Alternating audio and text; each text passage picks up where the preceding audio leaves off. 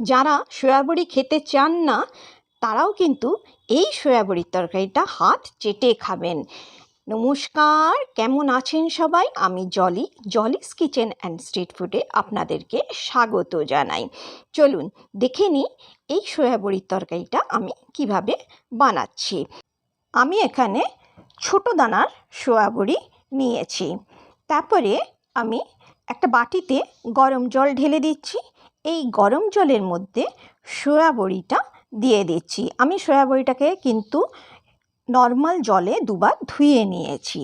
তারপরে সয়াবড়িটা গরম জলের মধ্যে খুব ভালো করে ডুবিয়ে দিচ্ছি, দিয়ে এটাকে ঢাকা দিয়ে 30 মিনিটের জন্য রেখে দিচ্ছি। 30 মিনিট পরে আমি সয়াবড়িটাকে চিপে চিপে সব জল বার করে নিচ্ছি। যত জল বার করতে পারবেন, যত শুকনো করতে পারবেন, তত কিন্তু রান্নাটা ভালো হবে। এরপরে আমি এই সয়াবড়ির মধ্যে একটা ডিম ফাটিয়ে দিয়ে দিচ্ছি। আমি এখানে 10 টাকাওয়ালা প্যাকেট সয়াবড়ির ব্যবহার করেছি, ওই জন্য একটা ডিম দিয়েছি। আপনারা যদি বেশি সয়াবড়ি ব্যবহার করেন তাহলে 2টো ডিম দেবেন। এখন আমি সয়াবড়ির ওপরে 1.5 চামচ হলুদ গুঁড়ো দিয়ে দিচ্ছি, 1 চামচ জিরের গুঁড়ো দিচ্ছি, 1 চামচ ধনের গুঁড়ো দিচ্ছি, আর 1 চামচ আমি লাল লঙ্কার গুঁড়ো দিয়ে দিচ্ছি। এরপর স্বাদ অনুসারে আমি নুন দিয়ে দিচ্ছি। দেওয়ার পরে সব কিছু খুব ভালোভাবে আমি মিশিয়ে নিচ্ছি। ডিমের সাথে সব কিছু খুব ভালোভাবে মিশিয়ে নিতে হবে, যাতে সয়াবিনের মধ্যে মশলা, ডিম সব কিছু খুব ভালোভাবে মিশে যায়। সব কিছু ভালোভাবে মিশে যাবার পরে আমি ওপর থেকে 1 চামচ বেসন হালকা করে ছড়িয়ে দিচ্ছি। এই বেসনটা দিলে খেতে কিন্তু সয়াবড়িগুলো আরও ভালো লাগে। এরপরে সব কিছু আমি খুব ভালো করে মিশিয়ে নিচ্ছি। সব ভালোভাবে মিশিয়ে নেবার পরে আমি এটাকে সাইডে 10 মিনিটের জন্য রেখে দেব, যাতে বেসন, ডিম আর মশলাগুলো সব কিছু খুব ভালোভাবে সয়াবড়ির ওপরে লেগে যায়। এরপর আমি গ্যাস অন করেছি, কড়াইয়ে একটা চাপিয়েছি, তারপরে আমি এর মধ্যে সর্ষের তেল নিয়েছি। সর্ষের তেল যখন গরম হয়ে গেছে তখন আমি তেলটা খুন্তির সাহায্যে কড়াইয়ের চারিদিকে খুব ভালোভাবে লাগিয়ে নিচ্ছি, যাতে সয়াবড়ি দেবার সাথে সাথে কড়াইয়ের মধ্যে লেগে না যায়। এরপরে আমি এর মধ্যে সমস্ত সয়াবড়িগুলো দিয়ে দিচ্ছি, দিয়ে এটাকে আমি এখন ভেজে নেব। যতক্ষণ না সয়াবড়ির কালার চেঞ্জ হবে ততক্ষণ আমি কিন্তু এটাকে ভাজবো। দেখুন এখানে আস্তে আস্তে সয়াবড়ির কালার চেঞ্জ হচ্ছে, সয়াবড়ি আস্তে আস্তে লালচে হয়ে যাচ্ছে। এখানে সয়াবড়ি লালচে হয়ে গেছে। এখন আমি সয়াবড়িগুলো কড়াই থেকে নামিয়ে নিচ্ছি। এই সয়াবড়ি রান্নাটা আপনারা যদি একবার খান আপনারা বুঝতেও পারবেন না আপনারা সয়াবড়ি খাচ্ছেন, কোনো সয়াবড়ির গন্ধ এর মধ্যে আপনি পাবেন না। এরপরে আমি কড়াইয়ের মধ্যে আবার সর্ষের তেল দিয়ে দিচ্ছি। সর্ষের তেল যখন গরম হয়ে গেছে তখন আমি এর মধ্যে 2টো আলু কেটে রেখেছিলাম, সেই আলুর টুকরোগুলো এখন তেলের মধ্যে দিয়ে দিচ্ছি। দিয়ে আমি এটাকে ওপর নিচ করে লাল করে ভেজে নেব। এর মধ্যে কিন্তু আমি নুন, হলুদ কিছুরই ব্যবহার করছি না। দেখুন এখানে আলুগুলো লাল হয়ে গেছে। এখন আমি আলুগুলো কড়াই থেকে নামিয়ে নিচ্ছি। এই রেসিপিটা আপনারা ভাত, রুটি, পরোটা, লুচি সবটার সাথেই খেতে পারেন।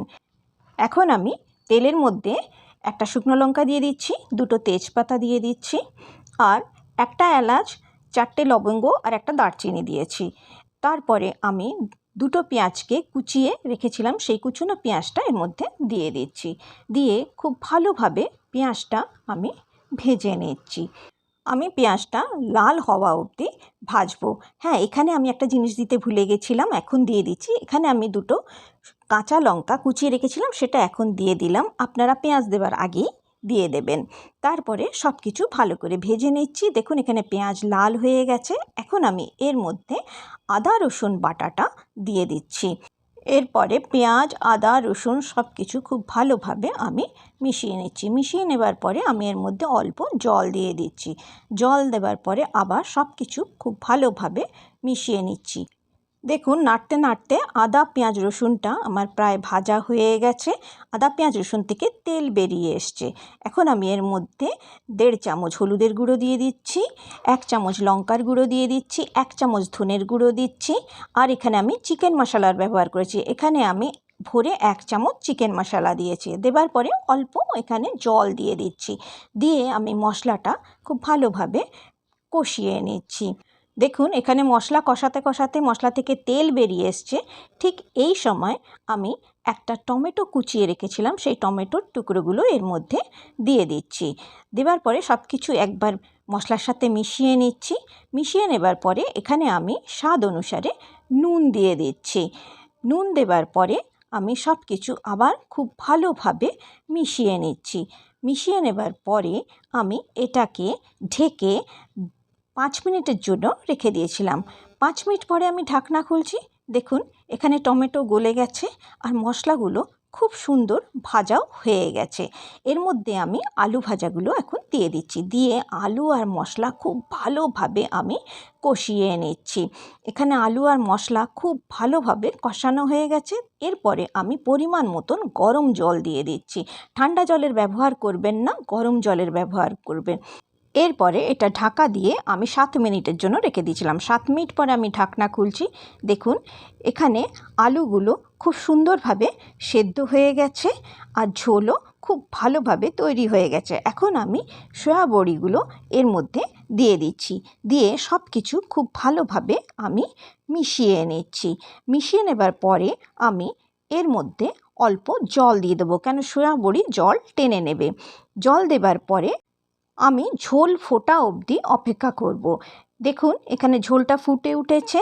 এখন আমি এর মধ্যে 1 চামচ গরম মশলার গুঁড়ো ছড়িয়ে দিচ্ছি আর উপর থেকে ধনেপাতার কুচি ছড়িয়ে দিচ্ছি।